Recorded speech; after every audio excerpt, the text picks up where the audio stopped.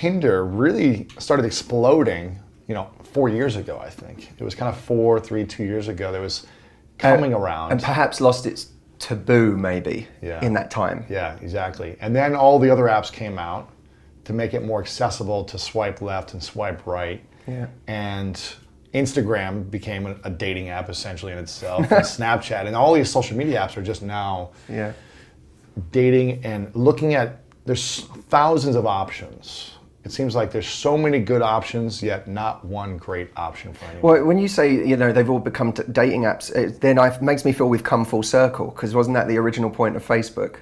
Was to go on and see who on college campus is single, who's, that to me is... Who's the cute freshman coming in? Yeah, we kind of started there, and we're it's now just many different ways to do it. Obviously, social media is used for many different things, but I think anything that makes easier the ability to meet people. Cal Newport in his book, The Happiness Advantage, talks about the activation energy required for a task.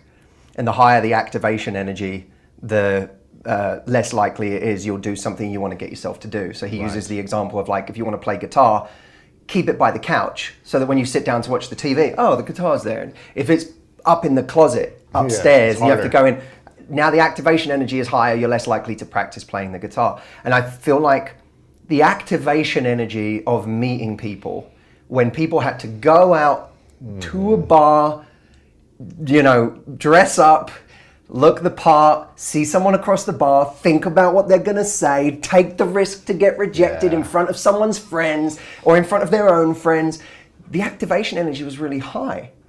And people, I think, whether they admit it or not, love the idea of the activation energy being really low. That I can slide into someone's DMs on Instagram and hit someone up with very minimal effort. I could be in my pajamas watching, some TV show doing that. And I've also minimized the potential rejection from that. The rejection isn't happening. It doesn't hurt. It's not happening in real time at the very least. You might have the rejection of, I never got a response.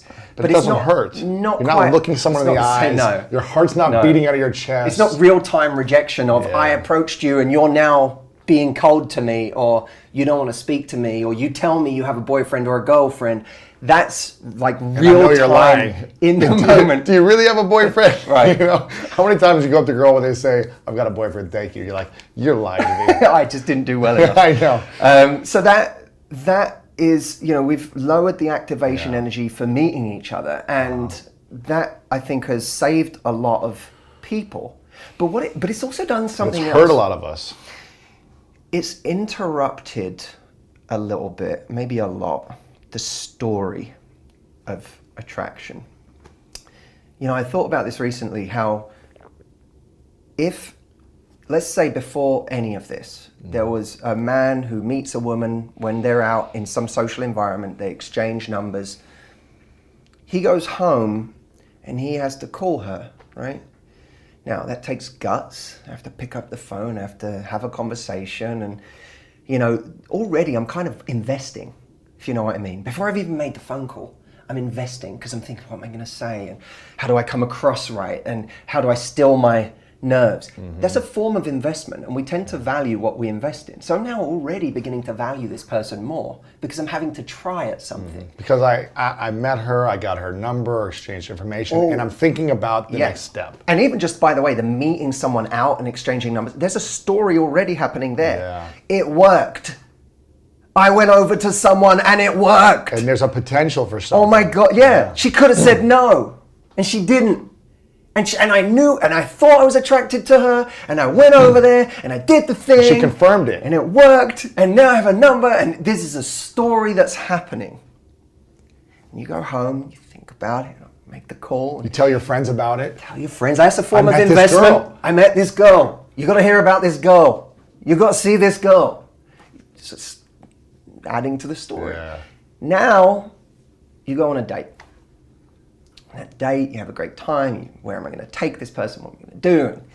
After the date, you go home and you might have to wait 3 days or 4 days till the next date with this person. And in those 3 or 4 days, you may not consider it work, but you are working for that person. There's a chasing that's going on in your mind. There's an investment that's going on in your mind, an imagination, the narrative that's happening. And that is all part of that kind of natural courtship that pulls us into the next stage of the interaction, whether it's date 2, date 3, date 4, exclusivity, moving in together, whatever it is.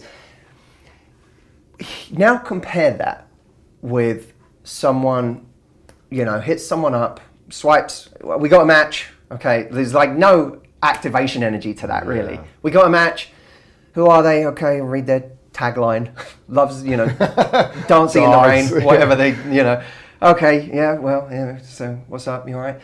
You want to hang out? Then, let's go for a quick drink. They get out together, he comes back or she comes back from a date to 5 more matches. Before he's even got time to process whether he had a good time and what was it about this person, there's already more options coming at someone. There's more, or at the very least, you can go home and explore more options from your bed that night after a date. So it's interrupting the circuitry. Which will give you more dopamine, which will give you more excitement. Yeah, you're getting attracted to the novelty again right now, not the depth of where this thing might now lead. Now, I'm not saying that that's insurmountable and that we're just all... This is not me painting a picture of doom and gloom about current dating. I do think there is a toxicity, there is a toxic element to modern day dating, but I'm not defeatist about that. I just think that the impact we make on people in the time we have with them becomes that much more important. Yeah. Because you can no longer rely on being the only person they're talking to that week or that month. They might be at 5 dates that week and 100 messages from guys. And probably today, for a lot of people, it's less likely they're on 5 dates this week, but they're talking to 10 people this week. Yeah. They're not. A lot of people are going on fewer dates than everyone thinks. People are having a lot less sex than everyone thinks. But what's happening is there's a lot of nonsense conversations. Superficial, going nowhere, incessant texting conversations. Crazy, right? Happening. And no one's actually even just getting on the phone and talking, are they? Not unless they want to be different. Right. And that's where it really begins to shift, is you have to be the person who's different. That takes a risk, stands out. And that's the current question, is in a world with more noise than ever, and for all of your people out there watching right now, everything I think we talk about here in this hour, we can apply to business too. Of course. You can apply it everywhere. Yeah. I get hired to go do speeches for corporates where I apply what I've learned in 10 years of attraction and relationships to business. Because it's the same thing going on everywhere right now. There is so much noise. Everyone's talking. In business too, right? It used to be that you were, if you were a personal trainer, you were competing with the 5 personal trainers on your gym floor and maybe down the street at the other local gym. And those were the people that were your competition. Yeah. Now that everyone's a fitness trainer. Now anyone with an Instagram account and a 6-pack is your competition. Who's trying to sell their digital program or trying to, convince people that they don't need to go to their local trainer, that I might be the other side of the world, but I've got something special for you, that you should do it with me. So the whole thing has opened up. And what that means is that you can no longer rely on just the scarcity of people to be special. I'm the only one in town. Even if you live in a small town, that someone's options are only limited to the radius they set their dating app to. That's it, right? 3 to If 5 I want to miles. expand it out by another state, I got a lot more options. Yeah. So we now can no longer rely on that. We have to have a voice that defines us. We have to have a voice that makes us different. From your business. How many podcasters keep joining every day? You no longer can rely on having the market share simply because you're doing podcasting, right? You have to now be a voice that's different.